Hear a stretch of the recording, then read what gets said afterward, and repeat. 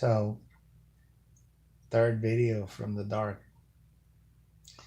Went to the grocery store yesterday, and uh, food shortages are starting to show. Um, Produce, certain, it's not just seasonal. I don't know if you've ever seen a shortage of pineapple juice. Well, there's a shortage of pineapple juice right now. Um, there are other products that are starting to meat, beef, and stuff because of the problems with uh, packing industries, and the big problem in Washington with Donald Trump and his cabal of fascists not giving a shit about how many people die, and making their jobs essential when they're really not. You don't need T-bone steak to survive.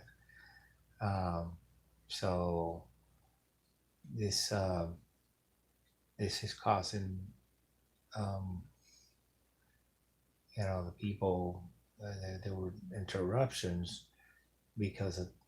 So you will say, well, they're working nonstop. It's like, no, they've had to close plants uh, because of all this, people getting sick in plants, and they're not being able to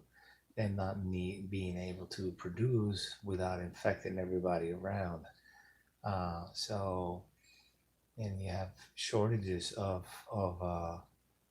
workers for the fields to pick up the fruit, and because of the combination of the virus and the virus in the White House, that keeps closing uh, any type of worker programs. He just doesn't want anybody who's Hispanic or brown working in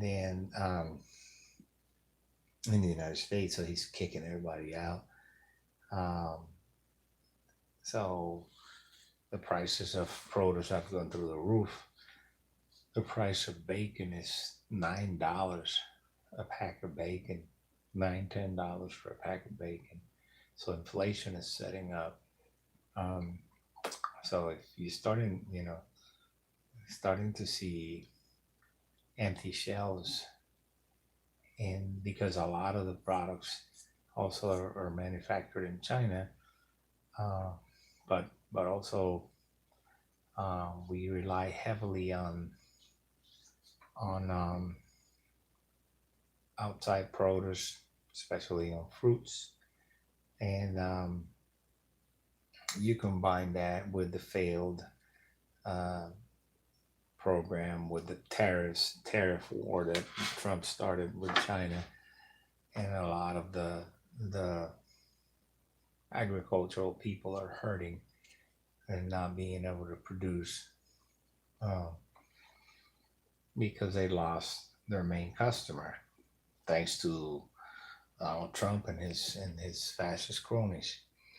So here we are, you know, going to the supermarket or stores and seeing a shortage of, and since they took most manufacturing out of the United States, and it wasn't China who did that.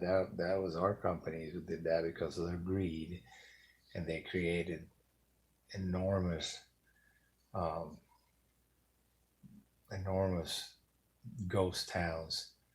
Uh, so here we are with shortages in products and food, and it's gonna get worse.